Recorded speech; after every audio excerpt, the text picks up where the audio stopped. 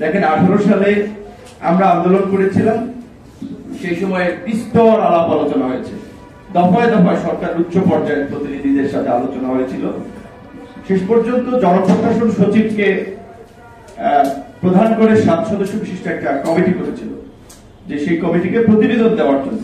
তারা দ্রুত সময়ের মধ্যেই প্রতিবেদন দিয়ে বলেছিল যে বর্তমান প্রেক্ষাপটে মেধার ভিত্তিতেই প্রশাসনের নিয়োগ দেওয়া উচিত।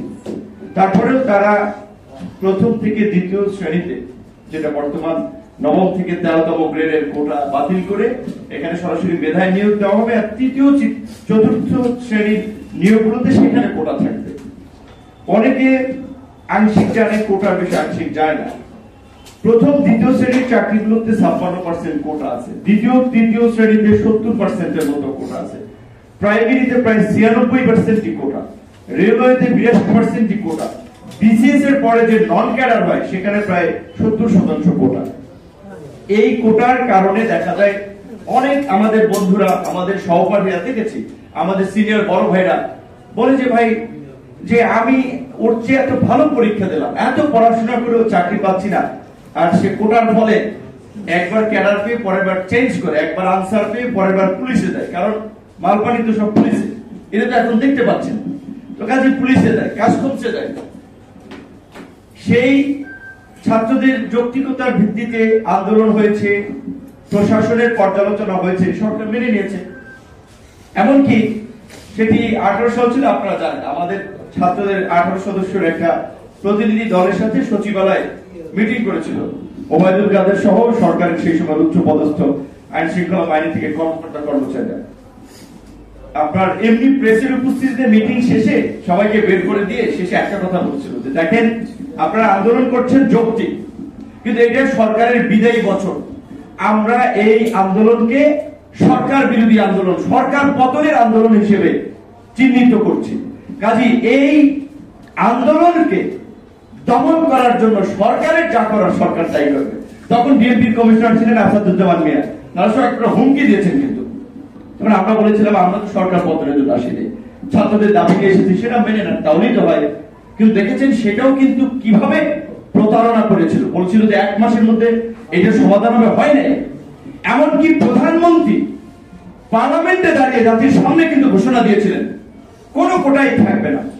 তারপরেও কিন্তু আমরা আমাদেরকে প্রজ্ঞাপনের জন্য আন্দোলন করতেছিল। কাজে এখন আজকের আন্দোলন হচ্ছে, এখন ওবায়দুল কাদেররা প্রেস কনফারেন্স করে বলছে এই আন্দোলনে বিএনপি ভর করছে, বিরোধীরা ভর করছে, তারা সরকার পতনের জন্য রাস্তা তৈরি করছে। দেখেন ছাত্ররা, আমি জানি এই ছাত্রদেরকে, এই তরুণদেরকে যদি আপনি বলেন যে তোমরা ওইখান থেকে এই ফাঁসিবাদের পতনের আওয়াজ তুলো, এই তরুণদের মনন মগজ দীর্ঘদিন ভাবে এতটা বিরাজনীকরণ করা হয়েছে, দেশ জাতি সমাজের মূল ভাবনা থেকে তাদেরকে পাঠ্যপুস্তক বলেন কিংবা সমাজের রীতিনীতি বলেন, এতটাই তাদেরকে বাইরে রাখা হয়েছে, এদের মনন মগজে ভোট, নির্বাচন, গণতন্ত্র এই বিষয়টা অতটা কাজ করবে না। তারা এই কোটা দাবি তুলেছে, সরকার মেনে নিলে সরে যাবে। তো আমরা বলছি যে সরকার মেনে নেন, তাহলে সরকার কেন মেনে নিচ্ছে না? বরঞ্চ প্রধানমন্ত্রী চীন সফরে গিয়েছেন 4 দিনের জন্য, যাওয়ার আগে একটা উস্কানি দিয়ে গেলেন না যে এই আন্দোলনের কোনো যৌক্তিকতা নেই। তো আপনি বিচারিতা কেন করছেন? আপনি কোন মুখে দুই কথা বলছেন, যেখানে আপনি এই আন্দোলনের প্রেক্ষাপটে দাবি মেনে নিলেন, আবার বলছেন যে যারা আন্দোলন করছে তারা কি চাকরি করেছে, বিসিএস দিয়েছে।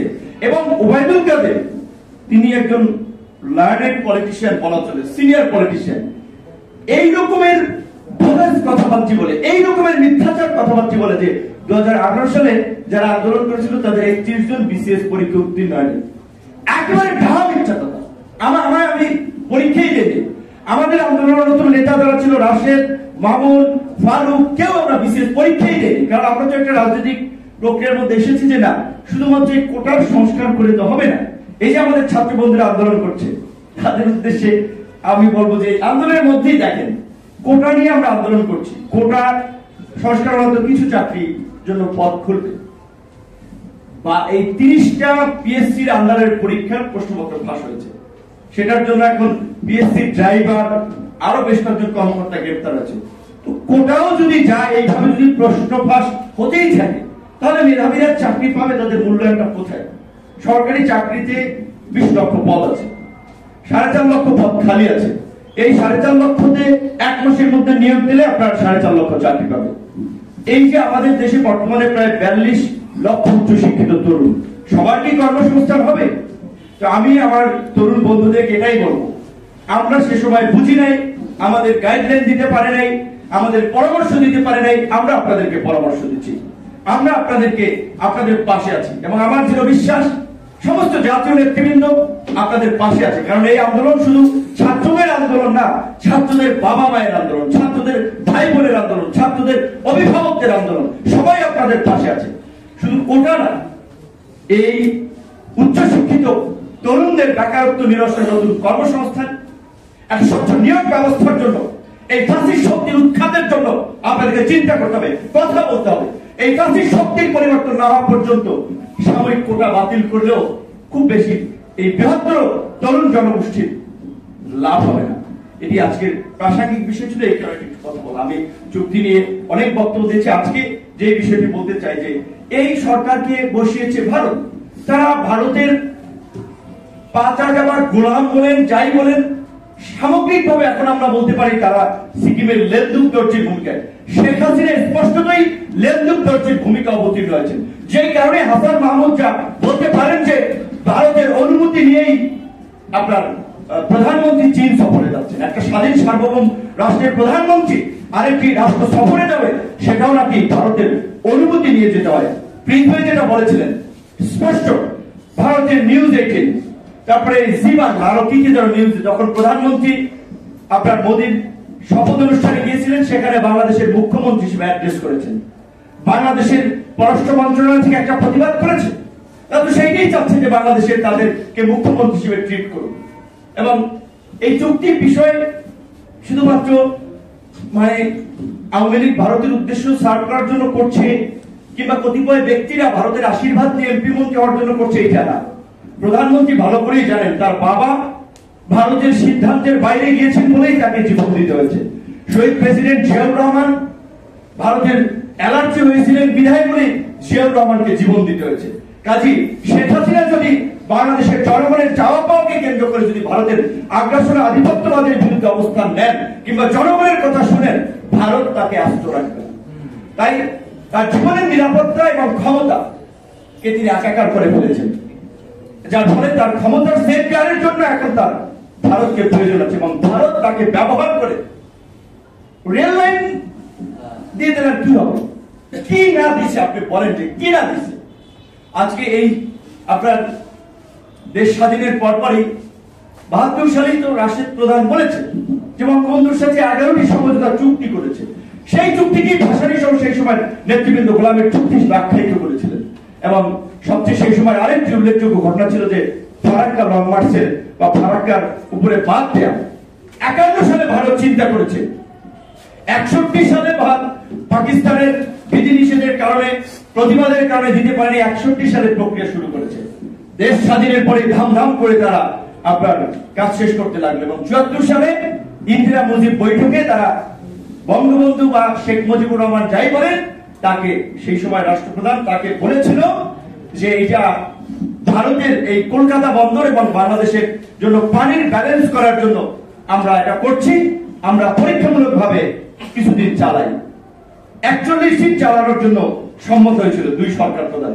21 এপ্রিল থেকে 31 মে, সেই 41 দিনের সেই ফারাক্কা আজ পর্যন্ত কোন সমাধান হয়েছে?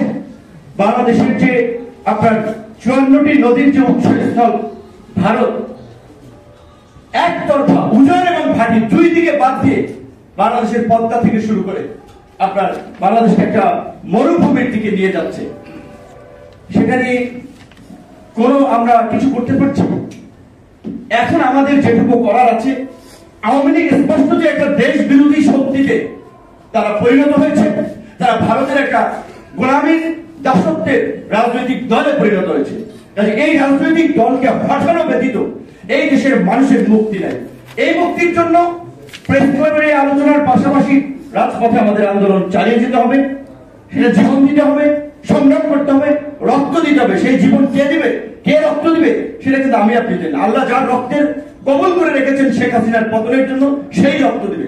আল্লাহ যার জীবনকে কবুল করে নিয়েছেন শেখ হাসিনার পতনের জন্য, দেশের মানুষের মুক্তির জন্য, সেই জীবন দিবে এবং সেই জীবন এবং রক্ত দেওয়ার জন্য যদি আমার মতো অভাগাকে আল্লাহ কবুল করে রাখে, আমি সম্মানে থাকবো। আমি আপনাদেরকেও সেই আহ্বান রেখে আজকের জাতীয় নেতৃবৃন্দকে জাতীয় নির্বাচনের পর জনগণের যে প্রত্যাশা ছিল, জনগণ 80% মানুষ, 90-95% মানুষ ভোট দেয় নাই, তাদের যে ক্ষোভ, তাদের যে জ্বালা, তাদের বহিঃপ্রকাশ তারা রাজপথে করতে চায়। তাই জাতীয় নেতৃবৃন্দকে সমন্বয় করে আন্দোলনের ডাক দিতে হবে। এখন সরকার একটা চরম নাজুক অবস্থায় আছে, সবসময় এই ধরনের অবস্থা তৈরি হয় না, কিন্তু দুঃখজনক যে আমরা বিরোধীরা কোন পরিস্থিতিকে, কোন সিচুয়েশনকে কাজে লাগাতে পারছি না।